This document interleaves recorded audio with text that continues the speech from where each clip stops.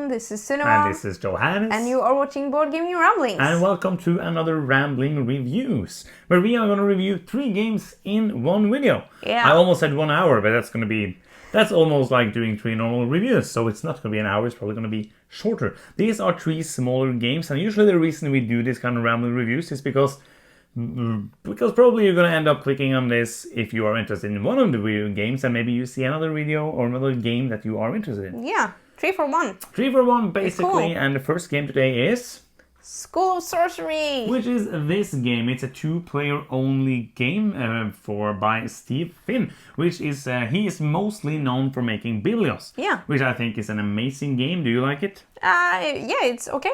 No, I was trying to make you say you really like it because it's an auction game, and I was going to try to make you say you like auction games. Yeah, it's a good auction I'm trying to do that, like every time of the week, I'm trying to make you say it's a good auction game. Biblios, What do you think about this game? Is a very, very good one. We haven't played a lot of his games, and he has never really made a game that was as a hit as Biblios after that, as I haven't heard of it.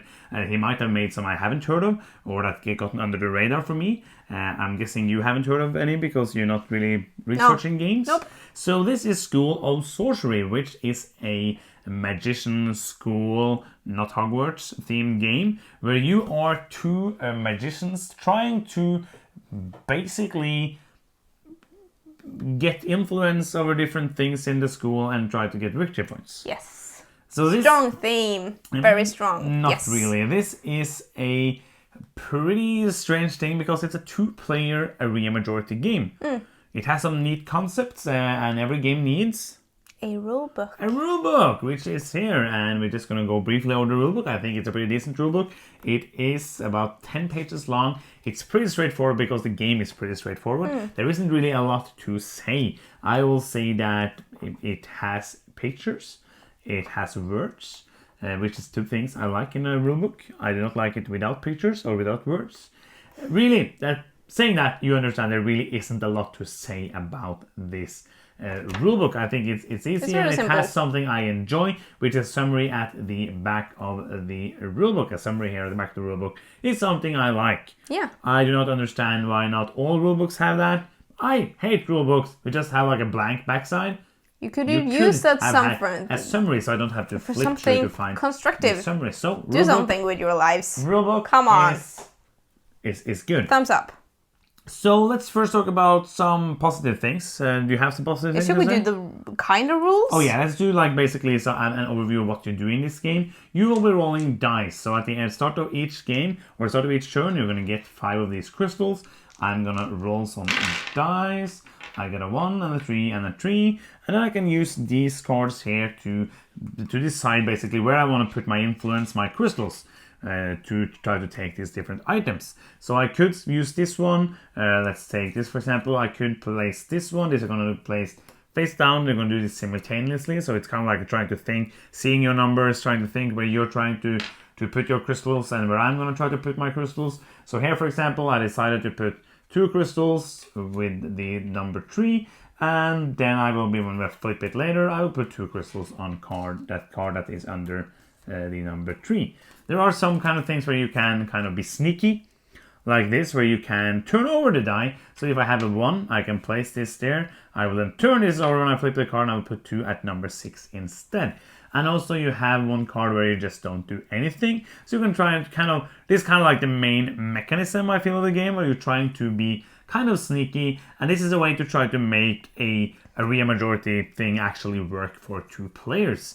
So after that, you will then see what happens. The portal is gonna happen, and the way that works is that if I have crystals here, I can move them to wherever I want. If we both have crystals there, then we're gonna take a die in our hand, and we're gonna place it, and we're gonna show where we wanna move the crystals, and then you're gonna see if somebody basically have won a card. Yes. And the way that works is that you need, for example, with this cup of Jamshid, you need to have 5 crystals on this. Did I say something wrong? Jamshid? It just sounded weird. Cup of Jamshid. That is a cup that you want. So that cup, it says that you need 5 crystals on it to win it, but you also need 2 more than the other player. Yeah, so in this case, I would have won this card because I have 5 crystals and I have 3 more than you. Yeah, Yeah. because that's what you need here. If I had 1 more, then you wouldn't win it and nothing would happen here. And you're going through resolving the cards. And then 3 different cards, the red ones give you permanent abilities, the yellow ones give you a one-time ability that you can use whenever you want, and the green one are a one-time ability that happens instantly. And all the cards also give you points, because the point of the game is points. And it's basically a race. The first player to get 13 points is going to win. The game is going to end. And the player who has 13 points is going to be the winner. Or the moist points. The most points. The most points if we'll reach it at the same time. More people have 13 points. And that is basically how you play this game. Like a brief overview. It's almost all the rules because it's very simple. Yeah. So what did you think about this game? I like the artwork and components. I don't care much for the theme because it's not very strongly implemented here. I don't Which feel... isn't something we usually care about. So yeah, I don't care a lot. I didn't feel like I was a magician casting Nope, spells. not at all. It's a very light game, so you have a lot of freedom, I think, both in flipping these dice. Yeah. So it's easy to get what you want, but also what you want isn't like very important either. No. So a lot of these cards give you something nice.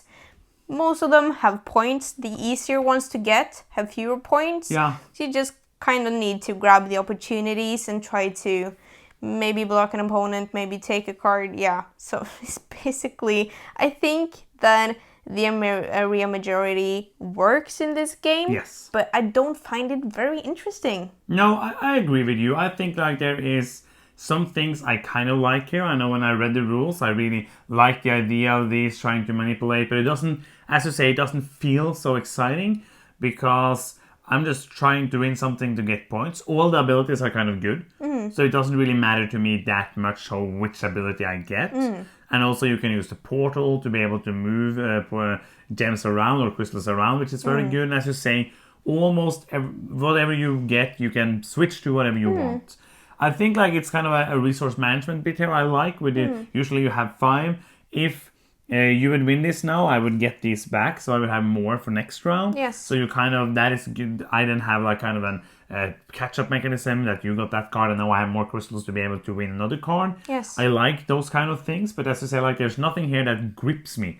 There's nothing here that makes me go like, wow, I want to play this more. Yeah, and as you said, like you could be sneaky and play this and not lay anything, or you could be like, aha, I'm turning this over, but it doesn't feel like that. It feels like I'm turning this over, blah, blah, blah, and then, oh, I put these 3 on the portal, and the portal is kind of cool. It just starts at 6 and then goes to like 1 and then, it moves, it moves. But then after we place, I can just like, oh, okay, so you did that, so I'm doing this. Yeah. So it feels kind of like it's taking off some edge with that portal. I see the concept because it's, if you have bad luck, then you can kind of use the portal and do what you want. If you get the die for the portal. Yeah, but if you don't, it's pretty sure that you can flip it around and get it. It's pretty simple to get it, yeah. So I don't feel like where I place things and what I get is very important to me, as long as I get something. Yeah, I agree. I feel like I basically feel like we said what I wanted to say, because there's really isn't a lot more to say. Like there's some take that in the game. Especially this card, which you had in one of the games, which is basically a super, super overpowered card, which is just like, makes it impossible for me to plan anything, because this is roll 2 dice and remove an opponent crystal from each die location. Yeah, I kind of screwed you over like a few times. Yeah, and basically this is just pure random. So I cannot plan for anything. I will plan, I'm trying to win this card now, and you didn't go there, that's good. And you just roll a die, and you just removed my crystal, this gave you a huge disadvantage the whole game that I had it, because you start with 2 of the... and one time we played, I started with this. That made you... Every time you were trying to win a card, you needed 1 more. Which is very bad. Everything, it's super expensive. Yeah, I always had to think that I would get 1 removed, which is not a good thing to be. There's some cards that doesn't really feel balanced, like this, for example. But other than that, like there's really nothing special here. It's worth to be said. I think there's a few cards. I don't know. I haven't counted how many, but I saw it was a few cards that like if you have more of this type of card, it could score you a lot of points. So I think if you are in luck and those cards come up, you could really net a decent sum to match these. But I don't see that happening in a lot of games. And then it's kind of equally good, whatever you take, I feel like, personally. So what do you want to rate this game? I feel very, I don't know, 4.5? Is that too harsh? And it's your decision. Like, there's really not this decision. So, like I mean, okay, this is not my like favorite type of game. It's simple, okay, but I've played tons of simple games that I got invested in and felt like, oh, this was really cool, and you play this. This is not staying in our collection. Nope. I really did. I got a little bored while playing this game. So I read the rules. As I said, there was some things that really I thought would be very interesting, like for example this card mechanism, but for me it wasn't. I'm gonna give it a 5. So like it's an average game. It's like, not a bad game. It works as a game. Like there are people that will like this game, yes. but for us it wasn't that. So if you disagree, go and check another review and see maybe they say something better. Yeah. But for us this wasn't a hit, and that is School of Sorcery. Next up, we have Colt Super Express. Which is a small game. It's very small game. Like holding it there, it could have been big. Then boom, it's very small. It's the magic of a camera. It's an optical illusion. Optical illusion. Optical Illusion Ramblings is a new name. No, this is called Super Express. So have you played Colt Express? No, I haven't actually. I have played it once. I did not like it. It's a programming game. It is. It is a programming game. I don't usually like programming games. My favorite programming game, it was a hard thing to say. My favorite programming game is Walk the Plank. Yes. And when I read the rules for this, it kind of reminded me of that. Yeah. So let's talk a bit about what you do in this game. First of all, a rulebook. I cannot really say a lot about this because it is in Norwegian. But as you can see, it's a very small rulebook. The Norwegian rulebook is, as usual, not very good translated, but enough so you could actually play the game. But nothing positive to say about that rulebook, and nothing really negative. So it is you get one thumb to the left, which is my new rating system for this video. Colt Super Express is made basically to be a condensed, super short version of Colt Express. So in this game, like in Colt Express, you're trying to rob a train. But here basically it's more of a survival game. You are trying to survive longer than the other players are surviving on this train. So you have 4 cards, and those do different actions. So you have one where you can move up or down on the train. You have one where you can shoot at the next cowboy or the next player that you can see in your line of sight. You have one where you will turn around. And you have one where you, in this moment, I would walk out of the train and die. And I would be out of the game. That's not a very good thing to do. So basically, this is the game. You have 4 cards, you're going to look at them, you're going to place 3 of them down in the order you want, and the last one is not going to be in the round. Then we're going to start playing. I'm going to flip my 1 card, I'm going to do that action. So right now, I was the first player, I'm shooting the green player. So the green player is going to fall down and also be pushed 1 card back. I do not know how that works in real life. Like maybe he's dragging himself by the floor to not get shot again. It's like really super duper effects with stuntmen and just fall. I shoot you with a revolver and you're like boom. Whoa, like Matrix now. Flies out of the train and into the next train. And then you would continue doing that until everybody has done their actions. Yes. And then after that, you will remove the last train wagon. So if I didn't move, I would now die and I would be out of the game. Yes. And the player that was closest to the back of the train, so here it would be the green player, and also if it was like this, it would be the blue player because he's on the top of the train, would get this money card. And basically, if more players than 1 is left in the locomotive at the end of the game and the last wagon is taken off, then the player with the most of these money cards is the winning player, but I will feel like most time you're going to eliminate almost all of the players except for 1. And that is basically the game. So what did you think about Colt Super Express, which is a super short game? It plays in like 10 minutes. One thing, I didn't play anything as the green player now, but if you'd shot me, I had to use the next card to stand up again. Absolutely.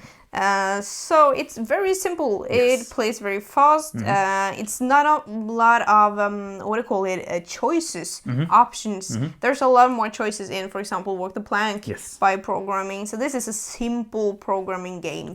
And also it played pretty fast as well. It Mm-hmm. went around and around, and it felt a little tense. I was just like, what should I do? Yeah. I liked it. It's like kind of like a psychological play. Yes. Where you bluffed me the first time, Yeah, and then that you was double cool. bluffed me the second Yeah. time, so I did the same mistake twice, which was super That horrible. was fun. But how we play this, we have played this only with 4 players.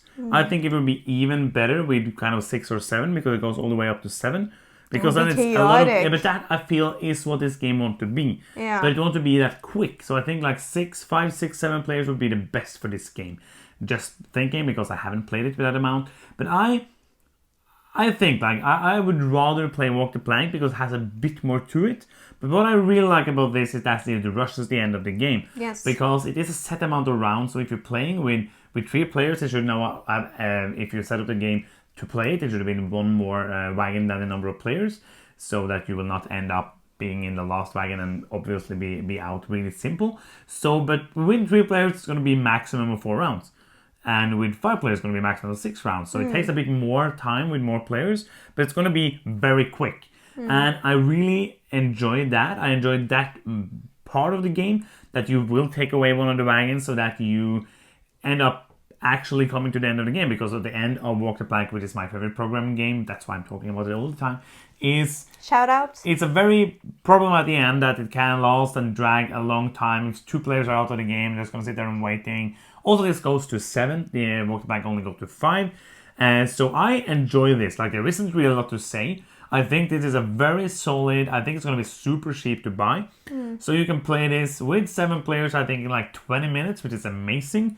If you like kind of chaotic games, if you want something, especially maybe if you are 7 players playing 2 heavier games and just want to play something together at the end of the evening or at the beginning of the evening, it's a great fit for that. Yeah, I agree. And it's a great kind of beer and pretzel game. You can play it at a pub. You can play it without... It's a game you can play by being social. You don't need to sit down and think. You can just do things and funny stuff will happen and you will laugh and you can drink a beer and you can do all of that things. And that is a great thing about this game. I agree. I agree that Walk the Blank is more interesting, but this, for the time and what do you call it, complexness put into it, Yeah. it's a great game to introduce players to this kind of programming games, just because it's goes by so fast and it's so simple. Yeah, I like you it. can teach it in 2 minutes and play it in 10, which is perfect. Yeah. So what do you want to rate this? I want to rate it a 6. It's solid for what it does. Yes. It's nothing mind-blowing, but it's a solid game. I liked it. Yeah, I agree. It's a 6. It's a bit above average, not something amazing. We're basically rating the same today. Yeah. So I'm going to give this a 6 as well. That is a Colt Super Express. Last up today, we have Infinity Gauntlet, a love letter game. This comes in the same kind of pouch as Love Letter, and I didn't read too much about this game before I got it. I did read kind of like a designer diary, like skimmed through it, but I didn't know too much about it, so I thought it was going to be Love Letter Marvel. Yeah. Because that is what they do. Like, they make 16 billion versions of Love Letter because it's a simple game to play and it's simple to sell with a new IP. So I thought this was just going to be Marvel Love Letter, and I love Marvel, so I thought that would be interesting. But is it just Marvel Love Letter? Yeah, no, it isn't. It's not. And that is actually pretty good. It is. We like it. This is the first time, I'm pretty sure, like all of the other love letters have been like a kind of like another card or something different in the other It's versions. weeklism. This is another game. This is super cool. So let's talk about Infinity Gauntlet. First, let's talk about this little rulebook. It's tiny. It's so tiny. It's it fits small. into the little pouch. Fits into your bed. It's a very, very small one, so it has kind That's of a lot of bad pages. criteria. And fits under your bed. It has 19 pages, but it's very simple. I read it once and I understood everything. I read it and I was like, ooh, that is interesting, because this, ladies and gentlemen, is a 1 versus all love letter game. That is interesting. That is very cool. Yeah. One player is playing Thanos, and the other players are playing the heroes, and the heroes are trying to kill Thanos, or Thanos are trying to kill the heroes, or getting all of the Infinity Gauntlet, all of the Infinity Stones, and snap his fingers. That's actually in the rules. If you're Thanos, you have to snap your fingers to win the game. If you can't snap your fingers, you can't be Thanos, basically, or you could just not do it. But I think that's kind of like a fun thematic rule here. Yeah, I agree. So, I like Love Letter enough. I think it's a good game. we played it a lot. We played it quite a while. We played it a lot when in the beginning you have played it a lot. Yeah, it was in my top 10 light games list. Oh, it was, so yeah. I like it. I have played it a lot. Also the Batman version, but it's a solid game, very simple but enjoyable and a little tense. Like, oh, I have this card. You know what I have. Please don't have this card, and you can guess what I am. So I'm out of the round. And this has almost all of the same things. Yes. Like almost all of the same effects, all of the same things that you can do, especially in the hero deck. Isn't it basically almost the same? Yeah. A couple of differences that you can get these power tokens because Yeah. you can't do that in the original, of course, and also that you can let your teammates do an action. Yes. So there's like that. Those are kind of like to make it a team game is kind of different. It's the Thanos deck that is different in this game, where you have half of the cards are characters that do kind of an action, almost the same as this. And then you have the Infinity Stones that do different actions and that you will try to get on the table. So it's very interesting. I like the fact that you as Thanos, you can win two different ways because it's kind of harder to win as Thanos because the other players will have a turn between your goals. So I was Thanos the one time. So it's going to be like my turn, it's going to be your turn, your turn, your turn. And you can play this with up to 6 players. Yeah. That means you can play Thanos and 5 other players. And that is another awesome thing. Because Love Letter you can play only with 4 people. And I remember the times when I needed to play Love Letter, we were almost always more than 4 people. And there was some rules for playing Love Letter for more players where one player was waiting for the others to play because it's a short game. I think it's okay, but this is better. Another awesome thing here is that you're never out of the game. Yes. You cannot go out of the game, which is another great thing. So there's no eliminator. I'm when just kidding. When I'm you just lose kidding. the game, you're gonna be out of the game, and you're gonna lose your friends. You're not, but if you have them, that would be a strange game to lose your friends over. But I was pleasantly surprised by this. Yes, I agree. I think that they've used the basic mechanical, like what the card does in the original Love Letter, and both made it thematic. Yeah. So instead of like me comparing cards with you, we're fighting. Yes. And we can have this power token, so I can just like, this is now a 6. power 6, and then I will lose or you would lose, and then instead of being out of the game, you lose 1 life, or you lose 1 life, and it feels like refreshing these stuff that worked, and I'm really happy about that because this works really well. I feel like the designer here has taken everything that's good in Love Letter and made it better, and taken away everything that was not good in Love Letter, like the player count, the elimination. And the theme there is quirky and funny enough, but I think this is better in all ways.